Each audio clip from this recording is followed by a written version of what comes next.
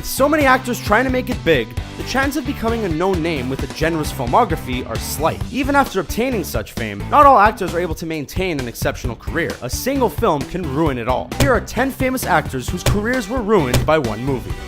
Mike Meyers and the Love Guru. Mike Meyers first cracked up audiences on Saturday Night Live, a show with a reputation of churning out some of the most hilarious comedians from the last 4 decades. He was able to adapt his SNL character Wayne Campbell for the feature film Wayne's World, cementing himself as a film star. After Wayne's World and its sequel, the talented Canadian made Austin Powers' International Man of Mystery, a sleeper hit that built a massive audience once it was released on video. 2 sequels followed with varying success, and Meyers branched out to more family-friendly fare with Shrek. The funny man's good luck streak came to a screeching halt with The Love Guru. The disastrous so-called comedy was worse than just being offensive. It also wasn't funny. Watching Meyers desperately recycle old jokes and voices made audiences a bit queasy. After a decade of being at the top of his game, The Love Guru was a loser that he has yet to come back from. Brendan Fraser in Monkey Bone. Where did it all go wrong with Brendan Fraser? He was young, handsome, and talented, with memorable turns in comedies like Airheads and Encino Man, and dramas like School Ties and With Honors. He even got into the action-adventure game with the Mummy franchise. While 1997's George of the Jungle was a slight embarrassment, it only opened up the possibility for family-friendly films like Dudley Do-Right. Though it seemed his varied genres were a benefit to him, it was the 1-2 punch of 2000's Bedazzled and 2001's Monkey Bone that ruined his fantastic trajectory. Both films exposed Fraser's goofy side far more than necessary, and the films themselves were just not good enough. Fraser continues to work regularly, but has not since made a film that compares to his past winners. Kevin Costner in Waterworld. There was a time when Kevin Costner held an impressively high spot on the A-list. With films like Field of Dreams and Bull Durham, he was the likable guy with the endearing smile that made women swoon. In the early 90s, it seemed his hot career was scorching with The Bodyguard. His directorial effort for 1991's Dances with Wolves earned him countless accolades. 1995's Waterworld was the only thing that could trip Costner up in his winning streak. The big-budget film was costly and embarrassing for the studio. In the 2 decades that followed, Costner has made few decent flicks. Instead, he is relegated to underwhelming films that he manages to make a bit shinier than they deserve.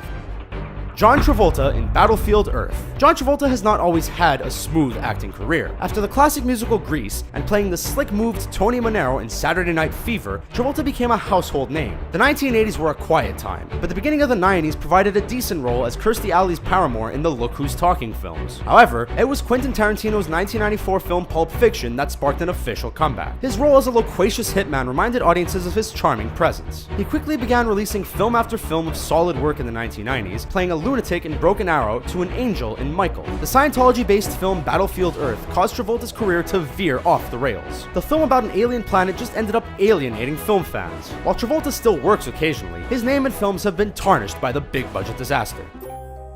Halle Berry in Catwoman. Halle Berry was a popular working actor in the 1990s, not because of her stellar acting ability, but because of her stunning appearance and ease on camera. It seems her name was more recognizable than many of the movies she was in. Either way, she still delivered solid performances in even the most average films. There was no question about her skills after 2001's Monsters Ball. Her critically lauded performance earned her an Academy Award and industry cred. Then came Catwoman. Today, comic-based films carry high expectations for quality, but in 2004, along with Daredevil in 2003, filmmakers dropped the ball with beloved characters. The ridiculous film caused many to believe that Berry's trophy-winning prior work was just a fluke. Jake Lloyd in The Phantom Menace. Jake Lloyd's name may be familiar to Star Wars fans, but to everyone else, he was never able to build a solid enough career to become a big name in Hollywood. After scoring one of the most sought-after roles, Anakin Skywalker, it would seem that the child actor was just beginning a promising career. Rather than exploding on the scene with a big-budget box office hit, Lloyd's performance was highly scrutinized, giving him little opportunity to prove himself in other films. For Jake Lloyd, it was a case of too much too soon, as The Phantom Menace ended a career right at its beginning.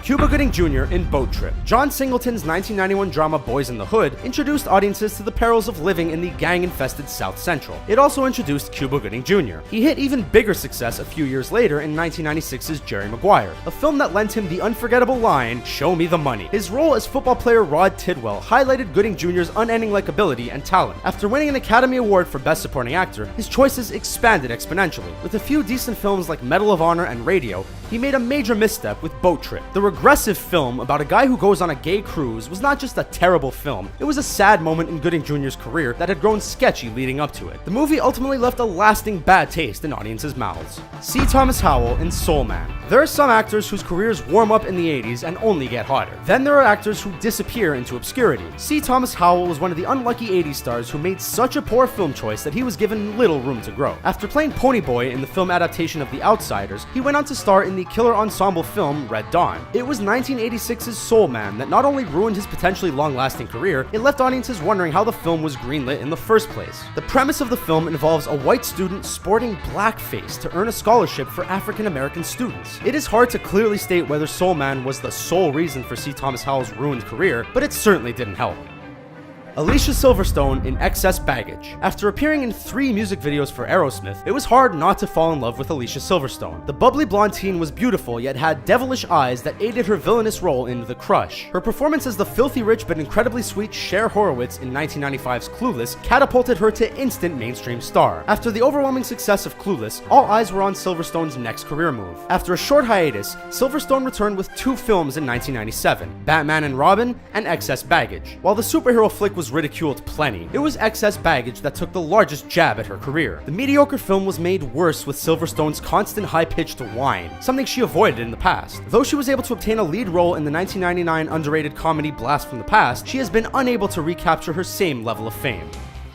Demi Moore in Striptease. Ever since 1985's St. Elmo's Fire, Demi Moore was a notable star. Her full wattage power only grew brighter in the following decade, with roles in A Few Good Men, Disclosure, and the too-hanky tearjerker Ghost. With her raspy voice, silky black hair, and enviable acting skills, Demi Moore became a bankable star who could do no wrong. Unfortunately, the film Striptease proved she actually could do wrong. Her role as a single mother who takes a job as a stripper seemed beneath such a famous and serious actress, but she was committed. Possibly hoping that undressing may lead to Oscar gold, Moore even went under the knife for breast enhancements prior to filming. Ever since Striptease, Moore has not been able to regain the momentum of her prior success. What do you think of our list? Who did we forget? Let us know in the comments and be sure to subscribe to our channel to watch more great videos like this one. Thanks for watching.